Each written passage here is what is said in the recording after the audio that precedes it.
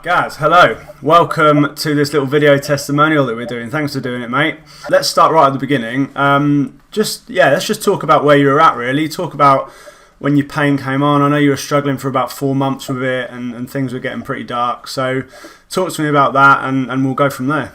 Well, my life before back pain, before I had an injury, consisted of a very active life, running 3 or 4 times a week, 3 or 4 miles, 3 or 4 times a week, surfing, and you name it. I mean, I was very active. Then I injured my back, basically very simple, digging a hole in the garden. A big hole, but it was a hole nonetheless. And then I started to recover from that, and then I started to do more exercises and what have you. And then at about the 6-week mark, my back wasn't healing properly. And I didn't know why, but there was still a little bit that needed to heal. And I bumped into somebody, and they said, "Well, it sounds like your SI joint." So I thought, okay, no problems. I'll look online and see what the best things I can do to make my SI joint feel better. And all I could find on the internet was disaster stories. People who've been in pain for 20 odd years. People having their spines stitched to their pelvis and so on and so forth. And I started to get worried about that. And I continued to look, and then I started to get really worried about that. And I started to catastrophize, and then instead of healing, my pain started to get worse. And when I went back to work, I had a short period of leave, my pain went through the roof. My pain was unbearable. My pain was searing. It felt like I had a team of torture experts working on my back, literally hacking away at my bones, sticking pokers into me, and the pain was spreading. The pain spread from the original injury site, virtually all over my back. It was unpredictable, it was indescribable, and it was unbearable, and I didn't know what to do. I started to get really worried and concerned about my future. I became frightened, really frightened about what was going to happen to me. I had to leave work. I didn't think I was ever going to get back to work. I didn't know what to do. I couldn't control it. And I just cannot tell you how bad it was, how frightening it was, how worried I was for the future. And at some point along the latter part of that journey, I found the low back pain recovery, in all my internet searching, your group on Facebook. And I started to post questions in there. You started to answer stuff for me. I became interested in the spinal recovery program. And then when things just went, for a good couple of months, I just thought, I can't carry on like this. This is ridiculous. And so I joined the spinal recovery program. What were your initial sort of concerns about the program? Did you have any sort of worries about doing something with guys on the internet that you just met or anything like that? I did, yes, of course I did.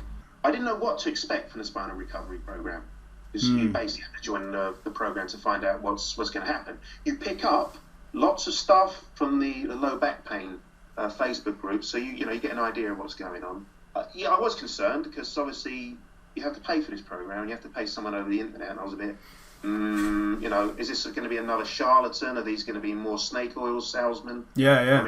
You can see when you look on the internet, as I'm sure most people have, there's all kinds of bizarre stuff out there. But with my interactions with you through the low back pain recovery group, I could see that you knew what you're talking about. The fact that you'd been through it yourself. Where I was, I didn't feel like I had any other choice but to, at that point, hand myself over to you to see what you could do. Because I'd seen all the various exercises that you can do on the internet, but how can you trust people that are just out there putting out exercises in there? I tried some of those things, the Pilates, the yoga, and I thought, is this helping? Is this making me worse? What is this doing? I don't know. You felt like you didn't have a direction to go in, and there was you had no pathway. I didn't know what to do. I was lost. I was wandering around in the wilderness with horrendous back pain, uncontrollable, and I didn't know what to do. That's it. I needed someone to point me in a direction, to give me some guidance. When you entered onto the program, you know, we have all the videos that you can watch, a bit like Netflix. You go through all that, hopefully bringing you up to a level at least where you're getting a better understanding of your pain and how it works, and perhaps why it's been doing this stuff and how you can change that. And then we do the video calls as well, don't we? A couple times a week. Talk me through sort of what you got from that. Obviously, you know, you're getting a lot of contact time through the videos and with us, but talk me through how that was helpful, how it wasn't helpful. Tell me about that. It turns out that video calls for me were probably the most helpful thing, especially at the beginning, because I joined the program, I was in a state, and if you remember, I went downhill before I started to get better. I basically, the mess I was in it just unravelled, and I was all over the place. And you were very good. You led me through that, and I mean, I don't think that was part of your remit as as one of the people that run the group, but you did, and I'm forever grateful for that.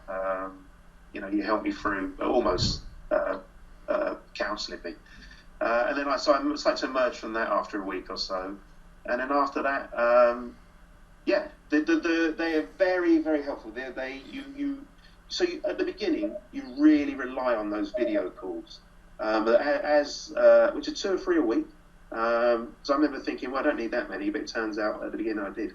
And then as time progresses, you come to rely less and less on the calls, unless you maybe have a bit of a setback, and then you say, I I'd really love to speak to you on Wednesday, Sam, or whatever. But it's not as though you have to ask. They're offered 3 times a week.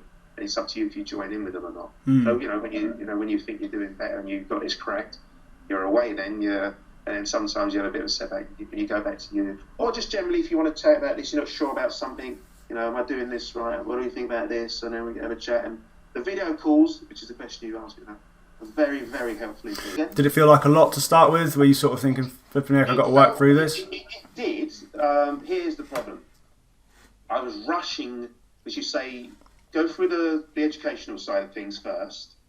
So I was kind of rushing through it. I was binge watching it because I wanted to get on and start doing the exercises and the treatment and what have you. Here's the thing. I mean, I've gone back now and started looking at them again in a more relaxed way. And that's exactly what we want. Yeah, because that's how you learn it, right? It's that repetitive exposure.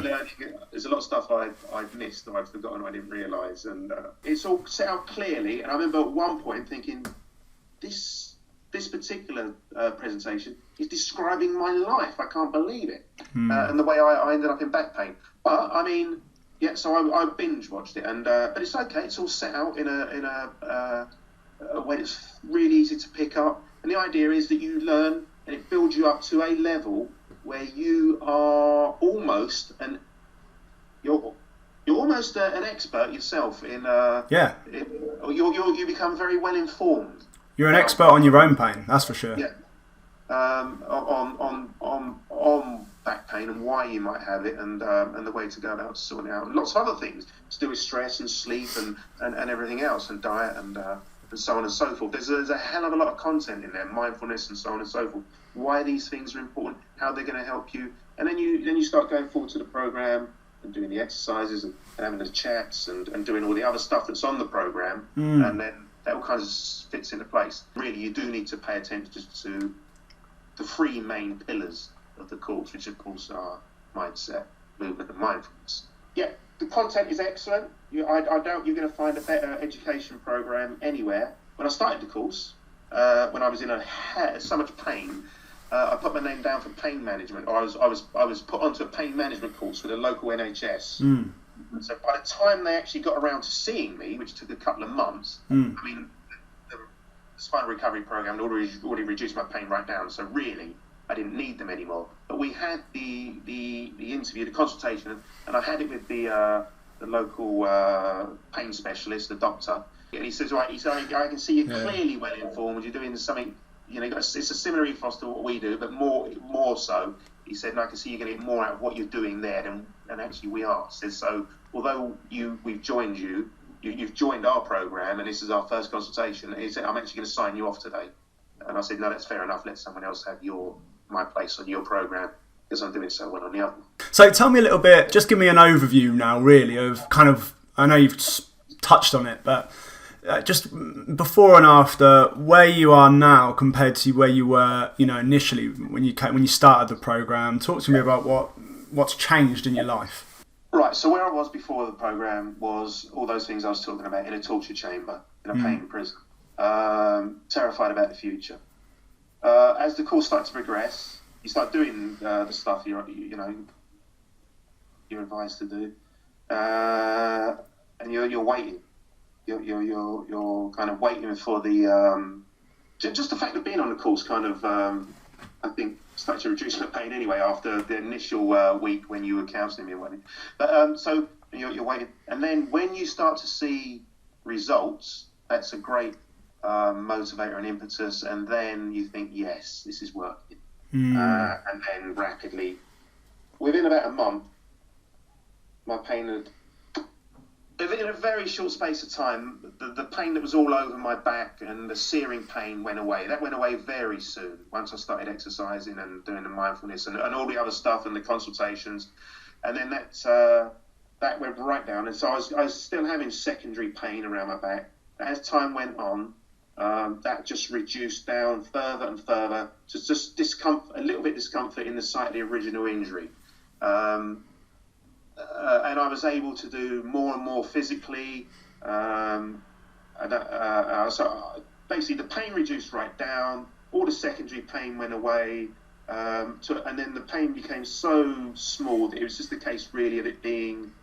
I wouldn't even describe it as pain. I describe it as discomfort. It wasn't there all the time, and there was a sense in which it was up to me how much discomfort I had, because we have the circular function, the Goldilocks zone, which we talk about, and if I was constantly pushing at the edge of my circular function, then I would get this discomfort. I didn't have to do that. If I step back a bit, I would have virtually nothing at all.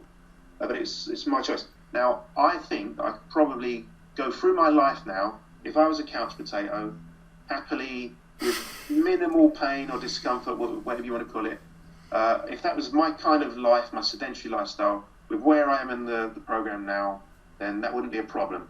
But because I am a physically active person, I want to get back there. So I have to keep nudging, and that does provoke pain sometimes. But it's a longer journey, isn't it? For you, to get back to where you were, the journey is longer.